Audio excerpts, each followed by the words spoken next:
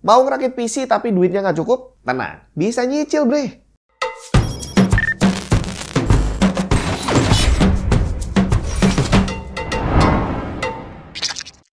Windows kamu masih bajakan?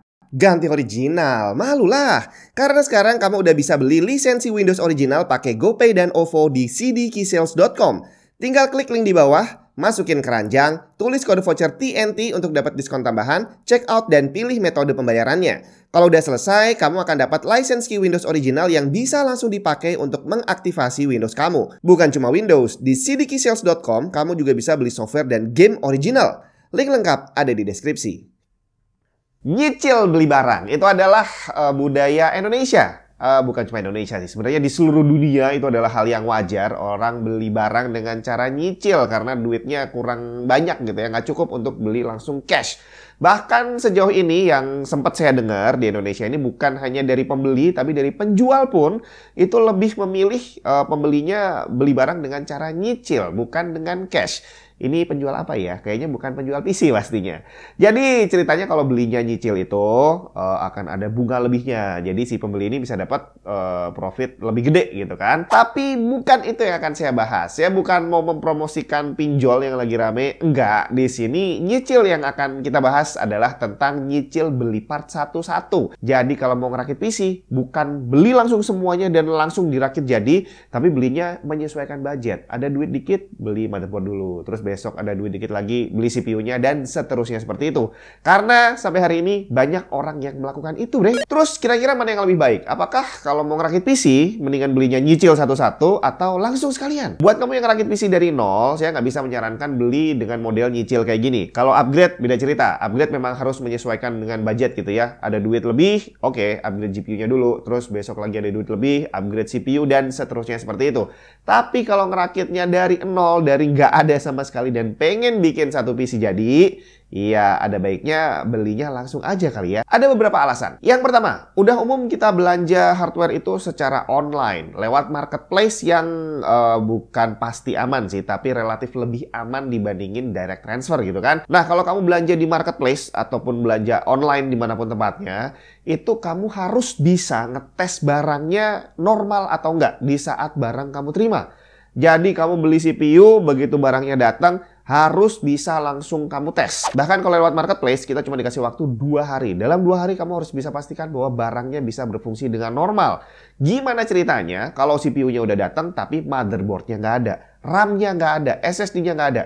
Gimana kamu bisa memastikan bahwa hardware yang kamu terima bisa berfungsi dengan baik? Terutama nih kalau barang yang kamu beli adalah barang second. Ini sangat riskan gitu ya. Kalau barangnya baru masih agak mending sih karena ada garansi resmi yang lumayan panjang. Tapi ini pun juga nggak bisa saya sarankan. Kenapa? Karena begitu barang kamu terima dan kamu bilang, oke, saya udah terima barangnya, belum bisa dipasang sih, tapi semoga awet-awet aja. Banyak tuh yang kayak gitu kasih reviewnya. Ini juga kurang pas, karena begitu kamu nge-close transaksinya, artinya garansi barang itu akan langsung jalan.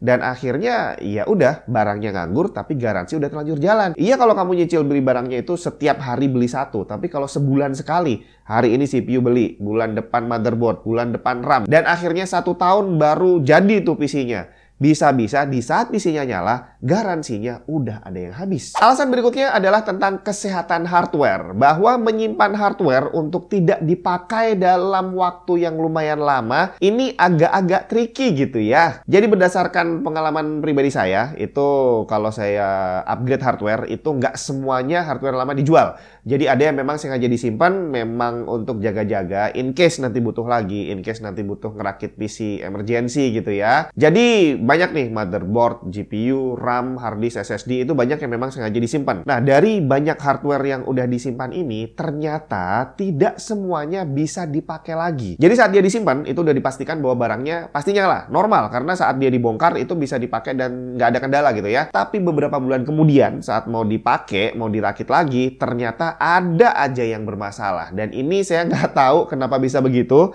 Karena memang ada beberapa hardware yang saya simpan dengan cara ngasal. Jadi cuma ditaruh aja, ada dan berdebu.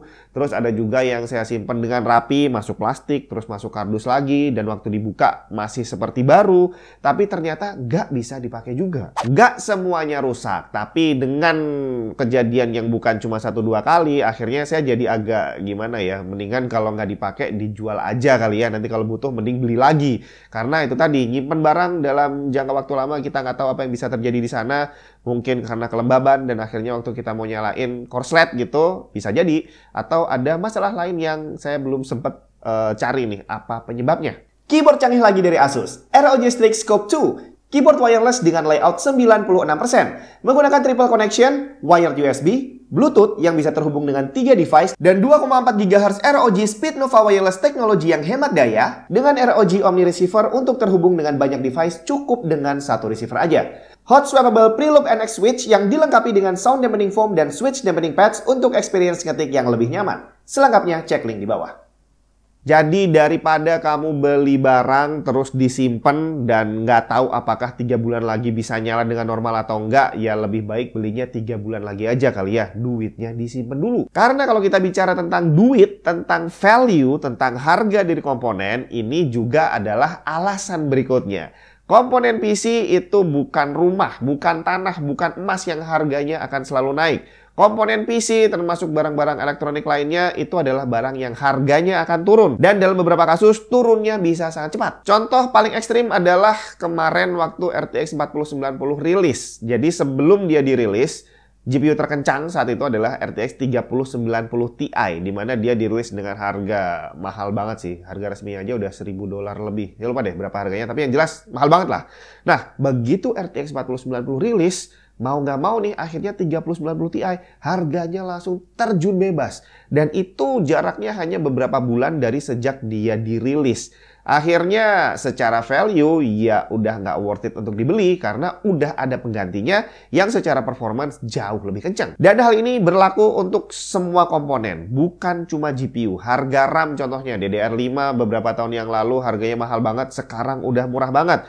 DDR4 yang waktu itu kita beli 16 GB masih harus keluar duit 1,5 jutaan, sekarang 700 ribuan udah bisa dapat bre. Jadi PC 10 juta tahun lalu dan PC 10 juta hari ini secara performance udah beda jauh. Jadi kalau target kamu ngerakit PC 10 juta tapi duitnya belum ngumpul, ya ada baiknya disimpan aja dulu duitnya sampai ngumpul 10 juta, baru beli dengan komponen yang lebih baru. Jadi gimana kalau kamu pengen ngerakit PC tapi duitnya nggak cukup? Ya saran saya, disimpan dulu, nabung dulu sampai cukup. Atau kalau semisal memang butuh banget nih ya untuk beli PC, ya sesuaikan aja dengan budget saat itu. Jadi nggak perlu ngejar langsung yang speknya tinggi, nggak usah. Sesuaikan dengan budget, beli yang agak-agak mid low end juga nggak masalah. Yang penting bisa jalan dulu, bisa dipakai kerja, bisa dipakai ngegame dikit-dikit lah ya. Baru habis itu upgrade pelan-pelan. Dan kalau mau beli PC yang mid low end ini tadi, saran saya juga belilah langsung bersamaan. Kalau belinya online, usahakan dari satu toko aja nih. Sebisa mungkin dari satu toko kamu dapat banyak komponen. Nanti kalau di toko itu nggak ada, beberapa ambil dari toko lain juga nggak masalah.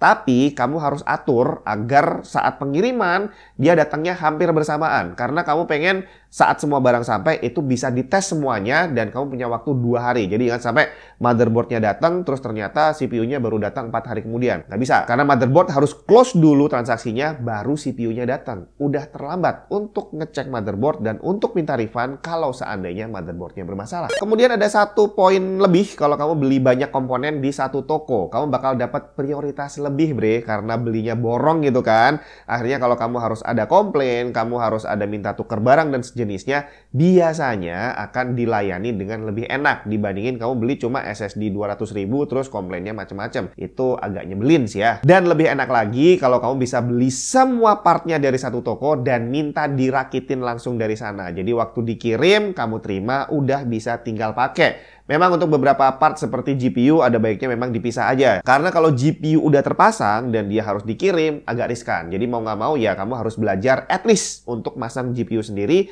dan nyalain PC-nya dengan kondisi tadi GPU belum terpasang, kamu pasang sendiri. Bisa lah pasti. Di luar itu memang ada opsi berikutnya nyicil, tapi nyicilnya adalah nyicil bayar pakai kartu kredit, pakai pinjol mungkin.